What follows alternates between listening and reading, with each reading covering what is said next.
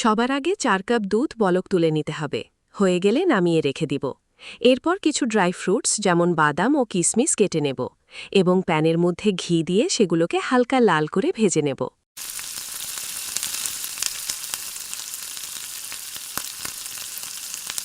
প্রায় ৩০০ গ্রামের মতো। এবার প্যানে সামান্য সয়াবিন তেল দিয়ে সেই লাচ্চা সেমাইগুলো দিয়ে তারপর আধা চামচ ঘি দিব ও নাড়তে থাকব। এক পর্যায়ে যখন হালকা ভাজা হয়ে যাবে তখন উপরে ছিটিয়ে দিব পরিমাণ মতো গুঁড়ো দুধ এবং 6 টেবিল চামচ পর্যন্ত চিনি।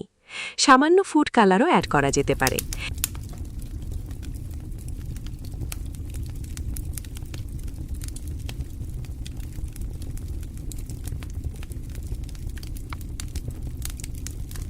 এরপরে আমরা এই ভাজা ইনগ্রিডিয়েন্টগুলোকে রেখে দিয়ে সেই দুধটা আবার চুলায় বসিয়ে দিব ও দিয়ে দিব 4 টেবিল চামচ চিনি। এখানে চাইলে কনডেন্সড মিল্কও ব্যবহার করা যাবে। এবার আমরা রেডি করব আমাদের মেইন ইনগ্রিডিয়েন্টস। একটা বাটিতে 3 টেবিল চামচ কাস্টার্ড পাউডার এবং 3 থেকে 4 টেবিল চামচ কর্নফ্লাওয়ার নিতে হবে। নিয়ে ভালো করে ঠান্ডা পানিতে গুলিয়ে নিন।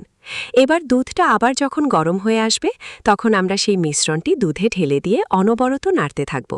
পরে আমরা নাড়তে নাড়তে যখন দুধটা ঘন হয়ে আসবে তখন নামিয়ে ফেলব। এখন একটা বাটিতে ঘি মাখিয়ে নিতে হবে।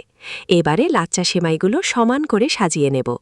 এরপরে সেই দুধের মিশ্রণটি লাচ্চা সেমাইয়ের ওপর লেয়ার বাই লেয়ার দিতে হবে। এরপরে কিছুটা বাদামও ছড়িয়ে দিয়েছি।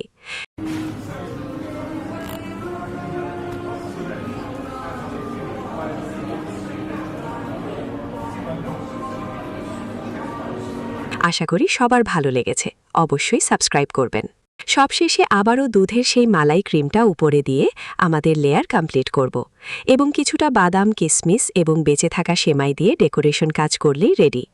এখন এই মিশ্রণটি সম্পূর্ণ 1-2 ঘন্টা নর্মাল টেম্পারেচারে ঠান্ডা করতে হবে।